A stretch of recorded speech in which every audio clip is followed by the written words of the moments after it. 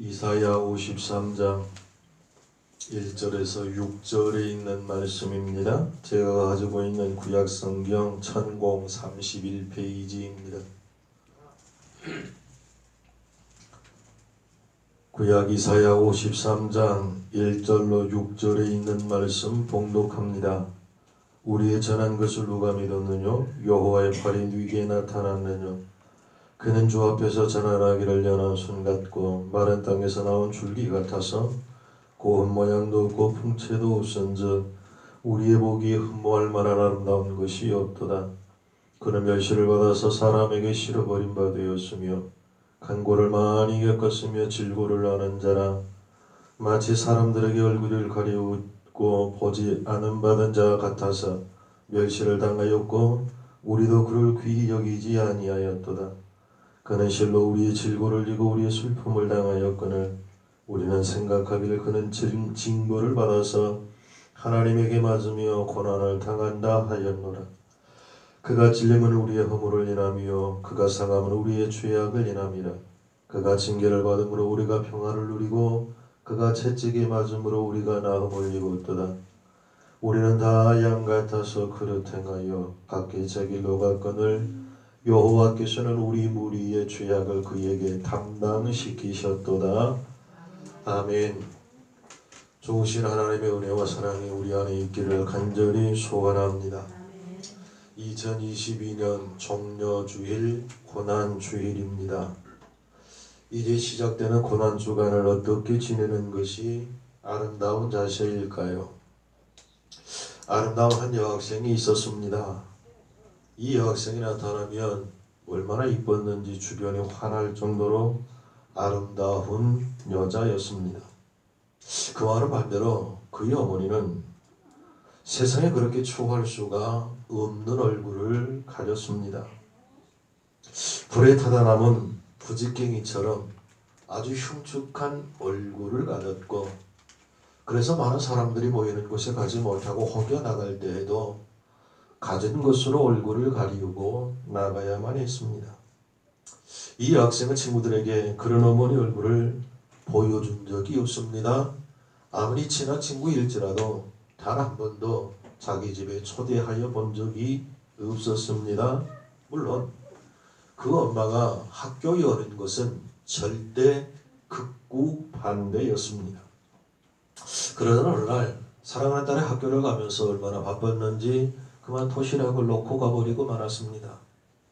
그 어머니는 고민하다가 딸이 배고플까봐 얼굴로 수건으로 얼굴을 가리운다고 가리우고 학교를 찾아갔고 딸의 교실을 찾아 도시락을 전해줄 때 그 딸은 얼굴이 새하얘졌고 기절하지 않을 정도의 충격을 받았습니다.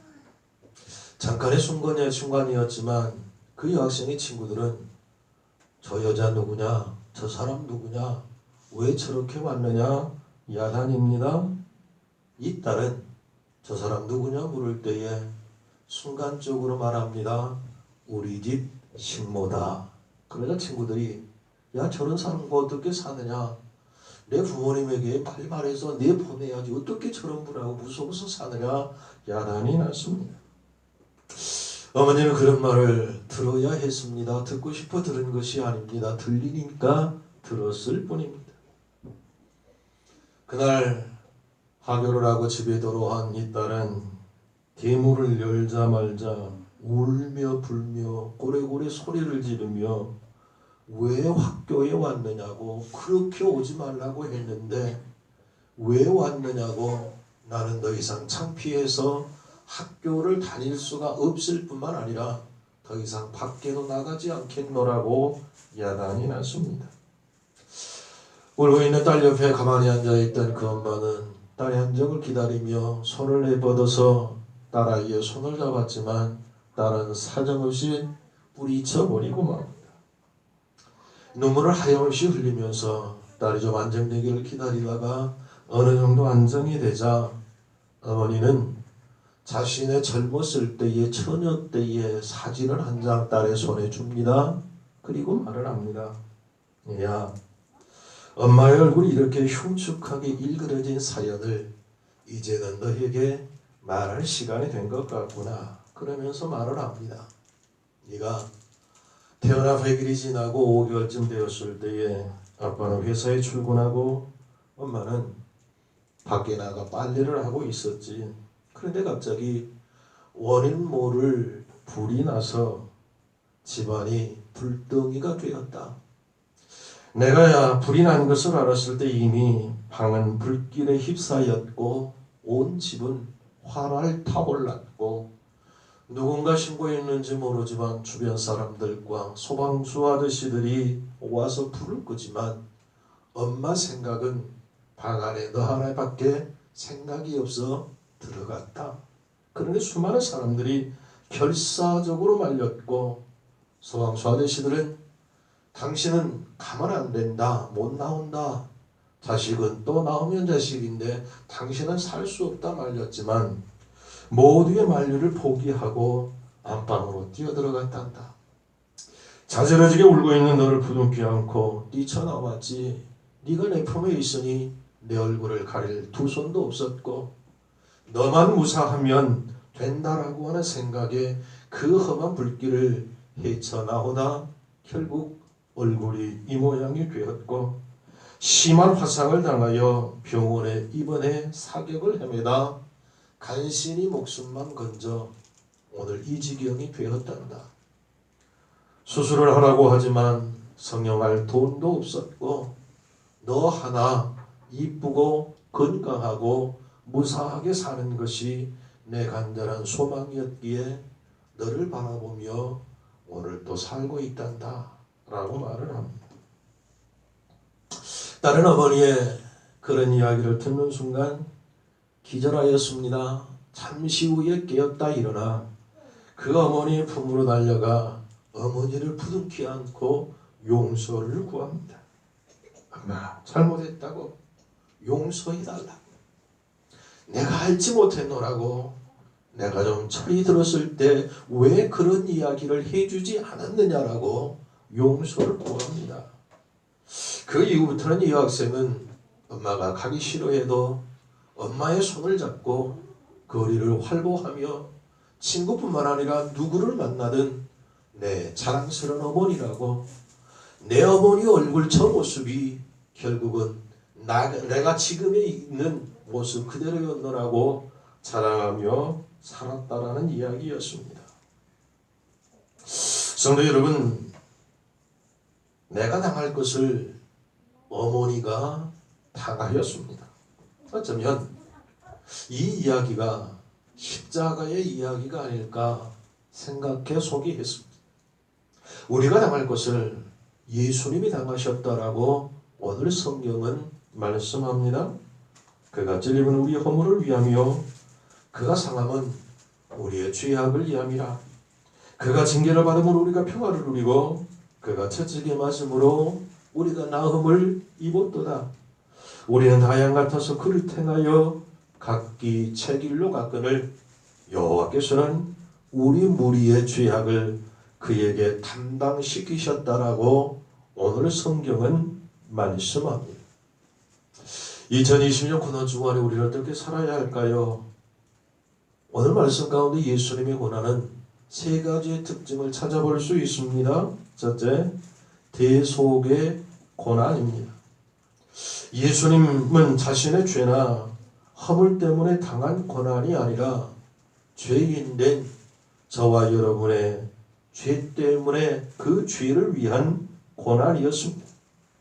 그는 실로 우리의 질고를 지고 우리의 슬픔을 당하였거늘 그가 찔림은 우리의 허물을 위함이고 상함은 죄악을 인함이며 징계를 받음으로 우리가 평화를 누리고 채찍에 맞음으로 우리가 나음을 입었다라고 성경은 말씀합니다. 이 말씀을 가수 윤복희 권사님은 이렇게 노래한 적이 있습니다. 그가 찔림은 윤복희의 허물을 위하며 그가 상함은 윤복희의 죄악을 인함이라. 그가 징계를 받음으로 윤복희가 평화를 누리고 그가 채찍에 맞음으로 윤복희가 나음을 입었도다. 그 윤복희 안에 저와 여러분의 이름을 넣는다면 어떨까요? 시원한 나무 밑에 한 성인이 앉아서 인생이란 무엇인가 곰곰이 생각합니다. 인생이란 무엇인가? 또 선하게 사는 것이 어떤 것인가? 진정한 도가 무엇인가? 도를 갖고 있는 중입니다. 그런데 갑자기 배고픈 누군가에게 쫓기던 불쌍한 비둘기 한 마리가 자신의 품으로 도망쳐 들어오는 것이었습니다. 성인은 어떨 때는 자신의 품으로 들어온 비둘기를 꽉 감싸고 있을 때 허덕이며 달려온 이가 있습니다. 바로 마귀였답니다. 그리고 말합니다. 여보시오, 그 비둘기 내 밥이니 빨리 내어주시오. 그랬더니 성인이 나는 내 품으로 들어와 살려달라고 가진 애를 쓰는 애걸하는 이 비둘기를 절대로 너에게 놓아줄 수 없다. 그러다 마귀가 말합니다. 내가 지금 배가 고파 죽겠어 쓰러질 지경이요. 배가 고파서 미치겠으니까 제발 나 좀 살려주시오. 달라고 말을 합니다. 그렇지만 성인은 나는 이 칼이나 비둘기의 생명을 내팽개칠 수 없다. 차라리 비둘기의 무게만큼 내 살적을 주겠다. 그리고 양쪽 그 무게 추가 달린 저울을 가지고 와서 한쪽에다가 비둘기를 올려놓고 칼을 들어 자기의 허벅지에 살을 도려내어서 한쪽에 올려놓습니다. 그런데 이게 웬일입니까? 보기에는 훨씬 자기의 살이 많은 것 같은데 비둘기 쪽으로 내려가는 것입니다. 다른 쪽의 허벅지에서 또 살을 도려서 올려놓았습니다. 그런데 이게 웬일입니까? 더 내려갑니다. 어떻게 할 수가 없어서 성인은 벌떡 일어나 자기 자신을 저울 위에 올려놓았더니 비로소 그 비둘기와 자신의 몸무게가 평행을 이루었습니다. 그 평행을 이루자 둘러보니 마귀는 간데없고 어디선가 아름다운 음악 소리가 들리며 꽃잎이 휘날리더라는 것입니다. 성인은 그때 도를 깨달았습니다. 그리고 말합니다. 자신이 죽으려는 곳에 생명이 있음을 알았고 전적으로 헌신하는 곳에 성취가 있음을 깨달았노라 라고 말입니다. 사랑하는 성도 여러분, 딸 대신에 어머니 얼굴이 망가졌습니다. 비둘기 대신에 성인의 살점이 살려졌습니다. 우리 예수님은 저와 여러분 대신에 고난당하시고 십자가에 죽으셨습니다. 대속의 고난입니다. 둘째, 자청의 고난입니다. 예수님은 고난을 당한 것이 아니라 그 고난을 죽음을 자초하셨다는 말씀입니다. 능동적으로 십자가를 지고 죽으셨는데 사람들은 힘이 없어서 죽음을 당한 것으로 말합니다. 4절 그는 실로 우리의 질고를 지고 우리의 슬픔을 당하셨다라고 성경은 분명하게 말씀합니다.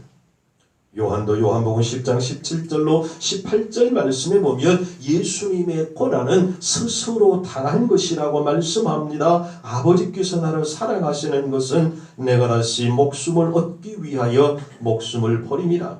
이는 내게서 빼앗은 자가 있는 것이 아니라 내가 스스로 버리노라. 나는 버릴 권세도 있고 다시 얻을 권세도 있으니 이 계명은 내 아버지에게서 받았노라. 아멘. 예수님은 고난을 당하신 것이 아니라 자초하신 분입니다. 그가 찔림은 우리의 허물을 위함이라고 말씀하셨습니다. 예수님은 자청하여 가시멸관에 찔리셨습니다. 창에 찔리셨습니다. 채찍에 맞아 찔리셨습니다. 못에 찔리셨습니다. 예수님은 우리의 허물을 위하여 찔리셨음을 성경은 말씀합니다. 그가 상함은 우리의 죄악을 위함이라. 예수님은 온몸이 고난을 몹시 상하셨습니다. 가시면류관으로 머리가 상하셨습니다. 채찍으로 온몸이 상하셨습니다. 못박힘으로 손과 발이 상하였습니다.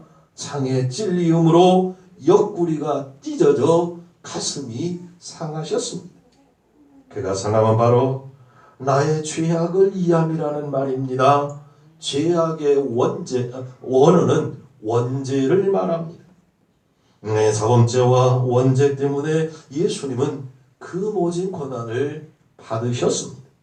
그가 징계를 받음으로 우리가 평화를 누렸다. 아무 죄도 없으신 예수님이 유대인들에게 징계를 받았습니다. 빌라도에게, 가야바에게 징계를 받으셨습니다. 로마 평정들에게 이리 끌리고 저리 치우며 끌려 징계를 받으셨습니다. 이는 우리와 하나님 사이에 평화를 누리게 하기 위한 자청의 고난이셨습니다. 그가 채찍에 맞음으로 우리가 나음을 입었다. 예수님은 약 3시간 반 동안 채찍질을 당하셨고 9시간 동안 피를 흘리셔야 했습니다. 이는 우리의 병을 고쳐주시기 위한 고난인 것을 성경은 말씀합니다. 결과적으로 예수님은 발바닥에서 머리까지 상한 곳 한 곳이 없으셨습니다. 그럼에도 예수님은 이런 고난을 자초하셨습니다. 마지막 셋째, 예수님의 고난은 최대의 고난이셨습니다. 예수님이 죄인인 저와 여러분을 위하여 당하신 고난은 시시한 고난이 아닙니다. 작은 고난도 아닙니다. 십자가에 못 박혀 죽는 최고의 고난이었습니다. 그것도 하나님께서 사람이 되셔서 당한 고난입니다. 53장, 이사야 53장에 보면 질고, 간고, 질병, 고난, 찔림, 상함, 징계라고 하는 말씀이 수시로 등장을 합니다. 이런 모든 단어들은 극심한 고통을 의미하는 단어들인 것을 압니다. 여러분 이 사실을 아시나요? 유대인들은 아무리 악한 죄인일지라도 40대 이상의 매는 절대로 치지 않는 것이 그들의 법이요 원칙입니다.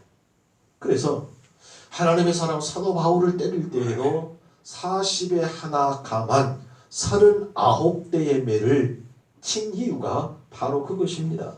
그러나 우리 예수님에게만큼은 채찍으로 칠 때에도 수도 세지 않고 3시간 동안 채찍으로 그 채찍 끝에 짐승의 뼈나 짐승의 이빨이 살을 찌르면도 불구하고 쉬지 않고 인정사정 보지 않고 가혹하게 내리쳤습니다. 더더군다나 빌라도가 예수님을 조사했을 때 죄가 없는 것을 분명히 알았습니다. 그러나 그도 정치꾼인지라 군중의 인기를 얻으려고 예수님을 십자가에 내버려 두었습니다.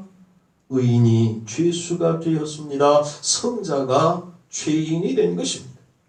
강도짓 한번 안 하신 예수님이 강도와 함께 죽으셨습니다. 돈 한 푼 없는 분이 부자의 묘에 누우셨습니다. 최대의 의인이 최고의 악인 취급을 받으며 고난을 당하셨습니다. 아이러니한 사건입니다.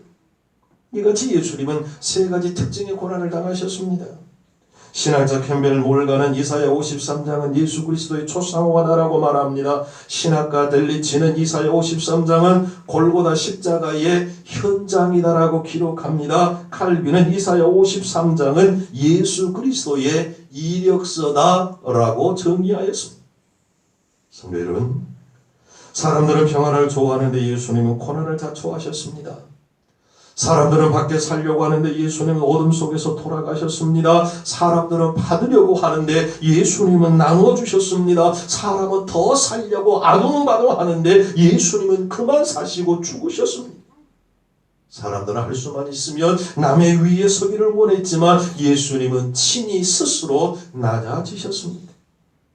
사람들은 섬김받기를 간절히 원하지만 예수님은 섬기셨습니다. 사람들은 쌓아놓고 모으려 하지만 예수님께서는 나눠주고 마지막에 당신의 생명까지 다 쏟아 부으셨습니다.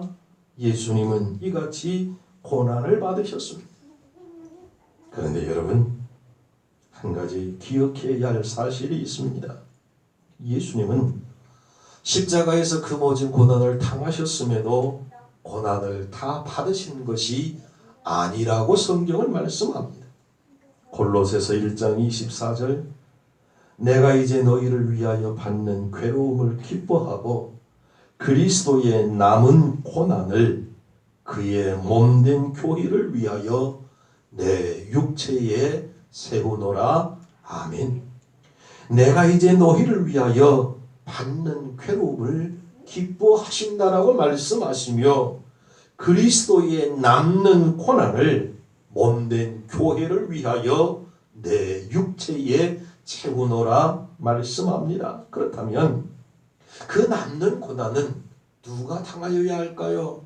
바로 내가 당해야 할 고난입니다. 우리 여기 앉아있는 한 사람 한 사람이 당해야 할 그 고난, 내가 당하지 않으면 또 누군가가 나를 위해 받아야 한다는 사실을 늘 기억하며 살아야 합니다. 예수님은 우리를 위하여 고난받으셨으니 우리는 예수님처럼 살며 예수님처럼 하나님의 사랑을 전하는 고난에 동참하는 삶을 한 주간 안에 우리 남은 생애를 살아갈 수 있기를 간절히 소원합니다. 우리 예수님께서는 이런 모범을 보이시면서 말씀하셨습니다. 너희도 이와 같이 하라. 너희도 이와 같이 행하라고 누누이 말씀하셨습니다. 특별히 이번 한 주간 고난 주간을 지내면서 우리는 예수님이 어떻게 사셨는가를 생각하면서 어떻게 하는 것이 예수님을 위한 삶일까 생각하며 생활할 수 있기를 원합니다. 이런 이야기 하나 드리고 말씀을 맺습니다. 어떤 한 젊은이가 예리하고 큰 칼을 하나 들고 많은 사람들 앞에 갑자기 나타나더니 큰 소리로 말합니다. 여러분, 나는 5분 내로 하나님이 없다는 사실을 여러분에게 증명해 드리겠습니다. 그리고는 가지고 있는 칼을 높이 하늘 향해 쳐들면서 소리 지릅니다. 하나님, 만약 당신이 살아있다면 이 칼로 5분 내로 이 자리에서 나를 찔러 죽이십시오. 당신에게 도전하는 이 나쁜 놈을 왜 살려두십니까? 소리를 지릅니다. 그리고 저 예수쟁이들은 하나님이 살아계신다라고 말하는데 나는 감히 하나님이 살아계시지 않다라고 말합니다. 그러니 이 칼로 5분 내로 죽여달라고 말합니다. 그리고 5분을 셉니다. 시간을 보면서 1분, 2분, 3분, 5분이 지났지만 아무런 일이 나타나지 않았습니다. 그러자 이 젊은 친구는 큰 소리로 다시 외칩니다. 자, 여러분 보십시오. 하나님은 없습니다. 예수쟁이들이 하나님이 살아계시다라고 한 말은 절대 거짓말입니다. 하나님에게 도전하고 하나님을 저주하고 하나님을 욕하는 나 같은 놈도 죽이지 못한 그 하나님이 어디에 살아계시단 말입니까? 여러분, 하나님은 살아있지 않습니다. 설령 하나님이 살아계시다 할지라도 심판할 줄 모르는 신 있음들 무슨 유익이 있겠습니까? 그 자리에는 예수 믿는 사람들도 많이 있었을 것입니다. 그러나 그 어느 누구 하나 칼을 휘둘러대는 그의 그 감이 나타나는 자가 없습니다. 잠시 정적이 흐를 때 한 할머니가 그 젊은이 앞으로 갑니다. 그리고는 칼을 달라오니까 순수하게 젊은이가 칼을 줍니다. 그러자 그 젊은이에게 할머니가 묻습니다. 여보게 젊은이 결혼했나? 예, 했지요. 당신 아이 있나? 예, 저기 있습니다. 조그만 꼬마아이를 가리킵니다. 그러니까 할머니가 걸어가가지고 그 아이의 손을 잡고 오더니 그 젊은이에게 칼을 줍니다. 그리고 말을 합니다. 여보게 젊은이, 자네 아들이 잘못할 때 이 칼을 들고 와서 5분 내로 죽여달라고 하면 자네가 저 아이를 찌르겠는가? 죽여주겠는가? 그랬더니 눈을 크게 뜨면서 더 큰 소리로 이 할망구가 망령이 났나? 어떻게 내 사랑하는 아들을 죽일 수 있단 말이오? 절대 못하죠. 말도 안 되는 소리를 한다고 야단이 납니다.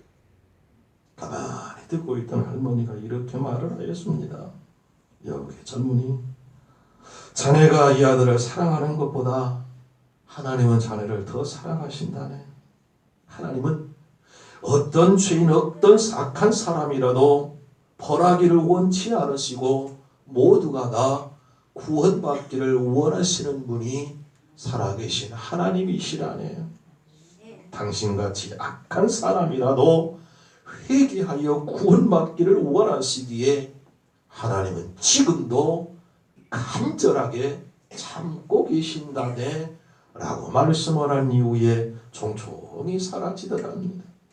살아계신 사랑하는 성도 여러분, 하나님이 살아계심을 믿으시기 바랍니다. 그 어떤 자가 나에게 도전하고 악한 짓을 할지라도 그가 심판받지 않는 것은 지금도 하나님께서는 그가 회개하고 구원받기를 원하심인 것을 믿으시기 바랍니다. 하나님과 동급 아니요. 우리는 절대로 하나님과 동급될 수 없습니다. 죄인 중에 죄인인 것을 기억하고 하나님이 살아계심을 믿고 그 앞에 굴복하여 구원받는 생명 얻는 저와 여러분 되기를 우리 구주 예수 그리스도의 이름으로 축복합니다. 기도하십시다. 전능하신 하나님,